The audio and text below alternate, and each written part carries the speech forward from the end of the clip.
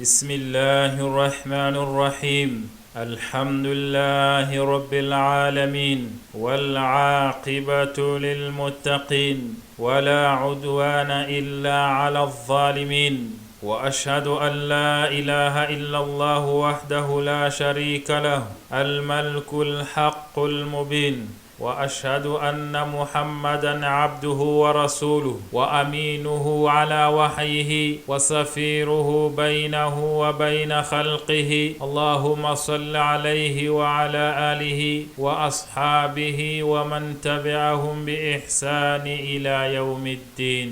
أيها الأحبة، أحييكم بتحية المؤمنين. Assalamu alaikum wa rahmatullahi wa barakatuh. Banje izina rya Allah, nyirimpuhwe nyirimbabazi, umuremyi w'ibiremwa byose, iherezo ryiza ni iry'abakiranutsi, kandi ntawe ukwiriye kugabwaho igitero uretse abarenganya. Ndahamya ko nta yindi mana ikwiye gusengwa by'ukuri uretse Allah, ni umwami w'ukuri kandi akagaragaza ukuri kwe. Ndahamya ko Muhammad ari intumwa ye kandi akaba n'umwizerwa ku butumwa bwayo, akaba n'ambasaderi hagati ye n'abagaragu be. Mana muhundagazeho amahoro n'umugisha we n'abo mu rugo rwe n'abasahaba be n'abazakurikira inzira ye kuzageza ku munsi w'imperuka. Shuti bavandimwe, basuhuje mu ndamutso y'ukwemera, amahoro y'Imana abane namwe. Dukomeje isomo ryacu mu gitabo cya Aqidati Ahlus-Sunna wal Jamaa, igitabo cyanditswe n'intyoza Muhammad ibn Salih al-Uthaymeen, Imana imubabarire n'ababyeyi be n'abayisilamu muri rusange. Iki gitabo mugisobanurirwa mu rurimi rw'Ikinyarwanda kandi mukakigezwaho mu majwi n'umuvandimwe wanyu Sheikh Musa Habarurema. Ibushize twarebeye hamwe ukwemera kwa Ahlus-Sunna mu bijyanye n'umunsi w'imperuka. Uyu munsi tukaba tugiye kurebera hamwe ukwemera kwa Ahlus-Sunna wal Jamaa ku bijyanye no kwemera igeno, icyiza cyaryo n'ikibi cyaryo. Mbere yuko ninjira mu isomo nyirizina, nagira ngo mbibutse gukanda kuri subscribe ndetse no kunzogera ku ruhande kugira ngo mujye mubasha kubona ubutumwa mu buryo bworoheye. Ari nako mbakangurira gutanga ibitekerezo byanyu kuri iri somo, mukanda like nimba iri somo murikunze. Ntimwibagirwe no kurigeza ku bandi mukanze kuri share, kubera ko ugaragaje icyiza anganya ibihembo n'uwagikoze, kandi bombi nta ugabanyirijwe ingororano. Wa numinu bil qadari khayrihi wa sharrihi wa huwa taqdiru Allahi ta'ala lil kainati hasiba ma sabaqa waqtadat hikmatuhu. Ahlus-Sunna wal Jamaa kandi twemera igeno, icyiza n'ikibi kiriturutseho, ibyo ari igeno ry'Imana ishobora byose ku biremwa nk'uko yabigennye mbere n'ubugenge bwayo. Igeno rifite inzego enye. Urwego rwa mbere n'ubumenyi, kandi twemera ko Imana isumba byose, izi byose. Alma ma kana wa ma yakun wa kayfa yakunu bi'ilmihi al-azali al-abadi fala yatajaddadu lahu ilmu ba'da jahalin wala yalhaquhu nisyanu ba'da ilmin. Mu bumenyi bwe bw'iteka zibyabayeho, ibiriho n'uburyo bibayeho. Kuri y'ubumenyi bwayo ntibwivugurura nyuma y'ubujiji, nta n'ubwo bukurikirwa no kwibagirwa nyuma yo kumenya. Al-martabatu thaniya al-kitabatu, fanu'minu bi anna Allah kataba fil lawhil mahfuz ma huwa kainun ila yawmil qiyamah. Urwego rwa kabiri ni igitabo. Ahlus-Sunna wal Jamaa twizera ko Imana yanditse mu gitabo kirinzwe ibizabaho kugeza ku munsi w'imperuka. Alam ta'lam anna Allah ya'lamu ma fi as-samaa'i wal ard, inna dhalika fi kitabin, inna dhalika 'ala Allah yasir. Ese ntuzi ko Allah azi ibiri mu kirere no ku isi byose? Mu by'ukuri ibyo byose biri mu gitabo kirinzwe. Mu by'ukuri ibyo byose kuri Allah biroroshye. Iri somo turisanga muri Qur'ani, suratul Hajj, isura ya 17 umurongo wa 70. Al-martabatu thalithatu al-mashi'a, fanuminu bi anna الله تعالى قد شاء كل ما في السماوات والأرض لا يكون شيء إلا بمشيئته وما لم يشأ لم يكن.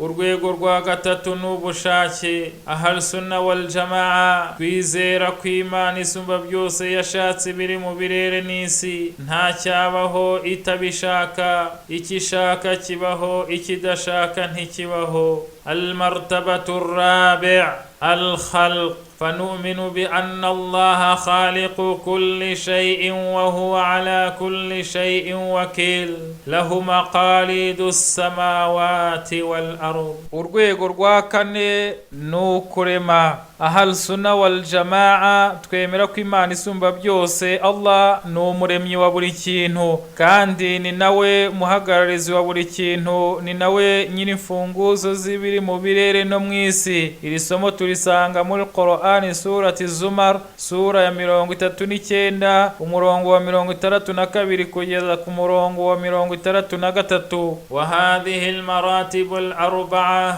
shamilatun lima yakunu min الله تعالى نفسه ولما يكون من العباد، فكل ما يقوم العباد من أقوال أو أفعال أو تروك فهي معلومة لله تعالى مكتوبة عنده، والله تعالى قد شاءها وخلقها. أهل السنة والجماعة كانت كويمركو إزيزيغو إنيزي كوبيمو إبيفاكو ما nishobora byose ubwayo n'ibikomoka ku bagaragu, bityo ibyo abagaragu bose bakora bivuye mu magambo cyangwa ibikorwa cyangwa ibyo baretse bizwi n'Imana ishobora byose kuri yo biranditse, kandi Imana ishobora byose yarabishatse kandi yarabiremye. liman sha'a minkum an yastaqim wa ma tasha'una illa an yasha Allahu rabbul alamin.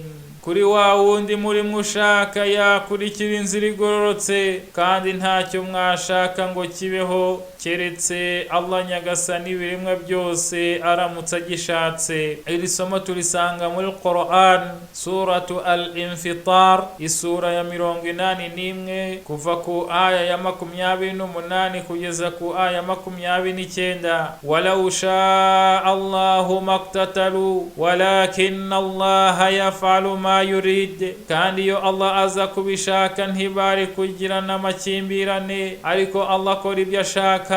iri somo turisanga muri Qur'an surati al-Baqara isura ya 2 aya ya 253. walau sha Allahu ma fa'aluhu fadharuhum wa ma yaftarun. iyo aza kubishaka ntibari kubikora, kubw'ibyo ubarekera ibyo bahimba. iri somo turisanga muri Qur'an suratul An'am isura ya 3 aya ya 137. wallahu khalaqakum wa ma ta'malun. Allah arongera akavuga ati wallahu khalaqakum wa ma ta'malun, kandi Allah yabaremye mwe n'ibyo mwikorera. iri somo turisanga muri Qur'an isura ya 37 aya ya 96. walakinna ma'a dhalika nu'minu bi anna Allah ta'ala ja'ala lil ibadi ikhtiyara wa qudura bihima yakunu al fi'l. ariko hamwe n'ibyo twizera ko Imana ishobora byose yahaye abagaragu amahitamo n'imbaraga, kubw'ibyo byombi ibikorwa byabo niho bishingira.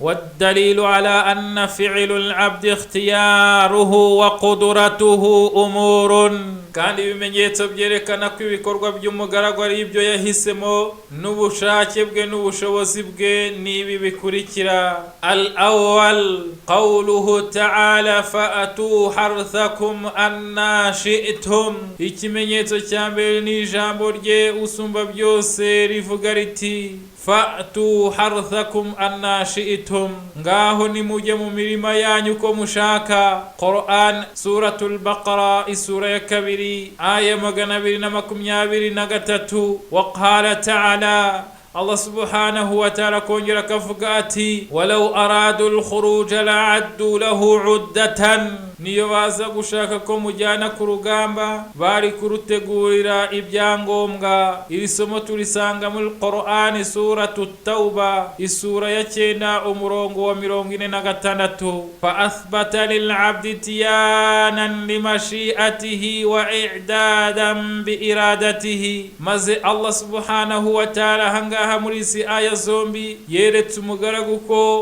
ukugenda no kwitegura ari ubushake bwe. Athani tawjihil amru wan nahy ila al abdi walau lam yakun lahu ikhtiyar wa qudra lakana tawjihu dhalika ilayhi min at-taklif bima la yutaq wa huwa amru ta'bahu hikmatullahi ta'ala wa rahmatuhu wa khabaruhu as-sadiq fi qawlihi la yukallifu Allahu nafsan illa wus'aha. Ikimenyetso cya kabiri kwereka umugaragu amategeko amutegeka ntamubuza kandi adafite amahitamo n'ubushobozi ko kumwereka ayo mategeko byari ukuba ari ukumuha inshingano adashoboye. Kandi ibi ni ibintu ubugenge bw'Imana ishobora byose n'imbabazi zayo bitemera. Ijambo nyakuri ry'Imana isumba byose riragira riti la yukallifu Allahu nafsan illa wus'aha. Allah ntawe ategeka icyo adashoboye. Iri somo turisanga muri Qur'an surati al-Baqara isura ya 2 aya 286. Athalithu madhul muhsin ala ihsanihi wa dhammul musii ala isaatihi wa ithabatu kullu minhuma bima la yastahiq ولولا أن الفعل يقع بإرادة العبد واختياره لكان مدح المحسن عبثا وعقوبة المسيء ظلما والله تعالى منزه عن العبث والظلم. Ikimenyetso cya gatatu gushima umugira neza kubw'ineza ye no kunenga uwakoze icyaha kubera icyaha cye no guhemba buri wese muri bibyo akwiye. Iyo ibikorwa by'umugaragu bitaza kuba ku bushake bwe no guhitamo kwe, gushima uwagize neza byari kuba imfabusa kandi guhana uwakoze icyaha byari kuba ari akarengane. Kandi Imana ishobora byose ntirenganya. الرابع أن الله تعالى أرسل الرسل رسلا مبشرين ومنذرين لئلا يكون للناس على الله حجة بعد الرسل ولولا أن فعل العبد يقع بإرادته واختياره ما بطلت حجته بإرسال الرسل. Ikimenyetso cya kane nuko Imana isumba byose yohereje intumwa. Izo ntumwa zitanga inkuru nziza ku bakora ibikorwa byiza zikanaburira abantu ibihano by'Imana ku bakora ibikorwa bibi kugira ngo abantu batazagira urwitwazo kwa Allah nyuma yo kohereza intumwa. Iri somo turisanga muri Qur'ani suratu Nisa'i isura ya 4 umurongo w'165. Kandi iyo igikorwa cy'umugaragu kitaza kuba ku bushake bwe n'amahitamo ye, kohereza intumwa byari kuba ntacyo bimaze. Al-Khamis أن كل فاعل يحس أنه يفعل شيئا أو يتركه بدون أي شعور بإكراه فهو يقوم ويقعد ويدخل ويخرج ويسافر ويقيم بمحض إرادته ولا يشعر بأن أحدا يكرهه على ذلك بل يفرق تفريقا واقعيا بين أن يفعل شيئا باختياره وبين أن يكرهه عليه مكره وكذلك فرق الشرع بينهما تفريقا حكيما فلم يأخذ بما فعله مكرها عليه فيما يتعلق بحق الله تعالى. Ikimenyetso cya gatanu nuko buri wese akora yumva ko akora ikintu cyangwa akakireka nta kumva ko ari agahato. Muri ibyo byose mu buryo ahaguruka akicara akinjira cyangwa se agasohoka akagenda, kandi ibyo byose akabikora ku bushake bwe kandi ntiyumva ko hari umuntu bimuhatira, ahubwo abasha gutandukanya itandukaniro rifatika riri hagati hagati yo gukora ikintu ku bushake bwe no gukora ku gahato k'uwakimuhatira. Kubera ibyo ni nako sharia yabitandukanyije mu bugenge hagati y'ukora ikintu ku gahato n'ugikora ku bushake bwe. Bityo ibyo umuntu yakoreshejwe ku gahato ku bijyanye n'uburenganzira bw'Imana ishobora byose, ibyo byose ntiyabimuhanira. ونرى أنه لا حجة للعاصي على معصيته بقدر الله تعالى، لأن العاصي يقوم على معصيته باختياره من غير أن يعلم أن الله تعالى قدرها عليه، إذ لا يعلم أحد قدر الله تعالى إلا بعد وقوع مقدوره. kandi tubona ko umunyabyaha nta rwitwazo rwo kutumvira Imana isumba byose yakwitwaza, kubera ko umunyabyaha afata umwanya wo kutumvira kwe ku bushake bwe atazi ko Imana ishobora byose yabimugeneye, kubera ko ntawe uzi ibizaba Imana isumba byose yagennye usibye kugeza igihe ibizaba yagennye bibaye. Qala Allahu ta'ala wama tadri nafsun madha taksibu ghada. Imana isumba byose iravuga iti nta muntu ushobora kumenya icyo azakora ejo. Iri somo turisanga muri Qur'an suratul Luqman isura ya 31 aya ya 34. Fakayfa yasihhu al-ihtijaju bihujjati la ya'lamuha al-muhtajju biha hina iqdamihi ala ma i'tadhara biha anhu وقد أبطلها الله تعالى هذه الحجة بقوله سيقول الذين أشركوا لو شاء الله ما أشركنا ولا آباؤنا ولا حرمنا من شيء كذلك كذب الذين من قبلهم حتى ذاقوا بأسنا قل هل عندكم من علم فتخرجوه لنا إن تتبعون إلا ظن وإن أنتم إلا تخرصون. none ni gute bikwiye kwitwaza urwitwazo utazi igihe ibyo utangira urwitwazo bizazira? Kandi Imana ishobora byose yatejeje agaciro urwitwazo ivuga iti ba bandi babangikanyije Allah bazavuga bati iyo Allah aza kubishaka twe n'abakurambere bacu ntitwari kumubangikanya kandi nta n'icyo twari kuziririza. Uko ni nako abababanjirije bahakanye kugeza ubwo bumvise ububabare bw'ibihano byacu. Vuga uti ese mufite ubumenyi bw'ibyo muvuga ngo mubutugaragarize? Ahubwo mwe mugendera ku gukekeranya gusa kandi nta kindi mukora uretse kubeshya. Iri somo turisanga muri Qur'ani suratul An'am isura ya 3 umurongo w'148.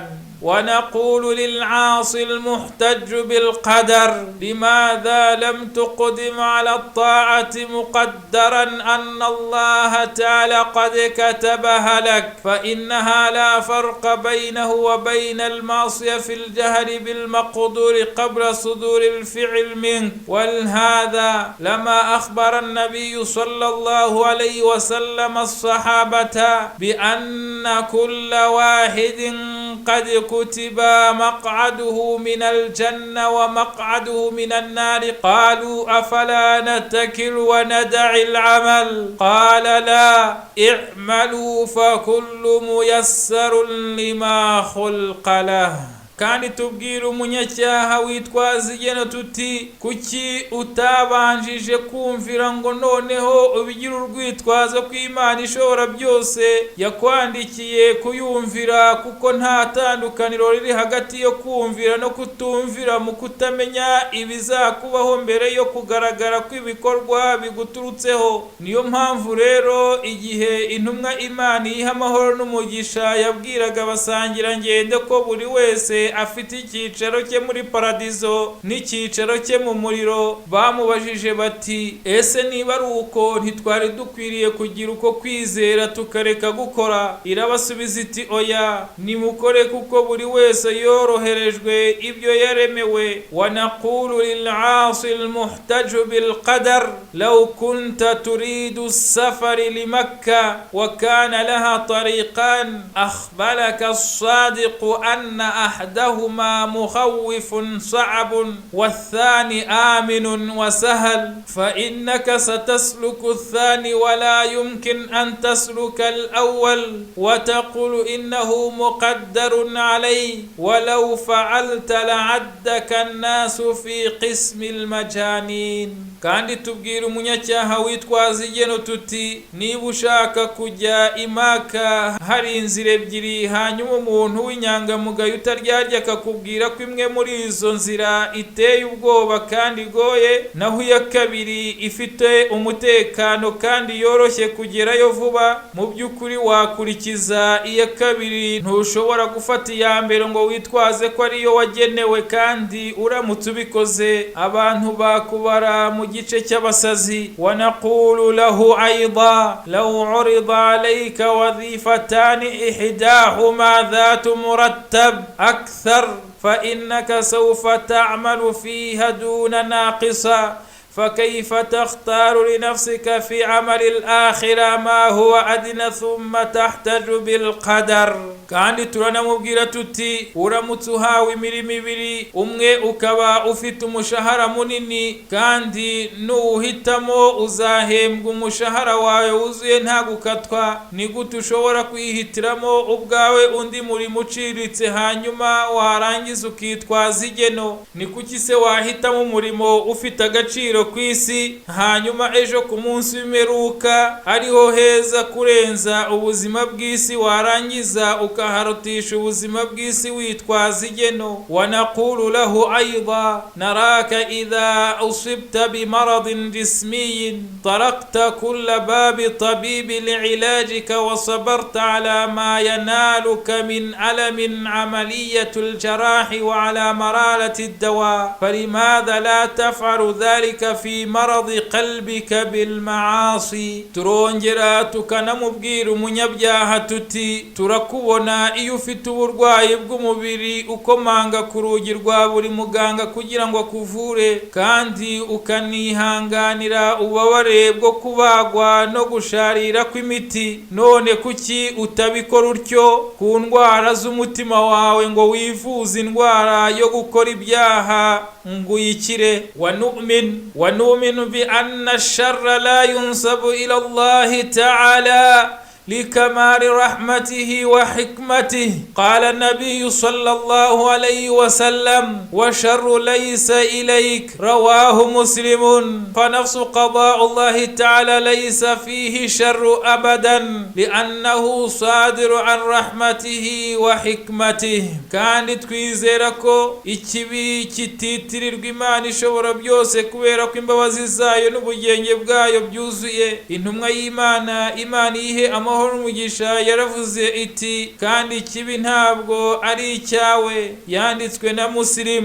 Bityo rero n'igeno ry'Imana ishobora byose nicyo kimwe, nta kibi na gito rifite kuko rituruka ku mbabazi n'ubugenge bwayo. Wa innama sharru fi maqdiyatihi liqawli an-nabiy sallallahu alayhi wa sallam fi ad-du'a al-qunut alladhi 'allamahu al-Hasan wa qinni sharra ma qadayt fa فشر على ما قضاه. ومع هذا فإن شر في المقضيات ليس شرا خالصا محضا، بل هو شر في محله من وجه خير من وجه، أو شر في محله خير في محل آخر. ahubwo ikibi kiri mu byo yarangije kugena. Ibi biva ku ijambo ry'intumwa y'Imana, Imana ihamaho n'umugisha, yavuze mu busabe bwa kunuti yigishije Al-Hasan kujya asaba asaba Imana avuga ati kandi undinde ikibi cy'ibyo wagennye. Bityo avuga ko ibibi biba mu byo yagennye, kandi nubwo bimeze gutyo ibibi mu byagenwe ntabwo ari ibibi gusa ahubwo ni ibibi mu mwanya wabyo. Ni n'ibyiza ku rundi ruhande, ni n'ibibi mu ruhande rumwe bikaba n'ibyiza mu rundi ruhande. falfasadu fil ardi min aljadbi walmardi walfaqri walkhawfi shar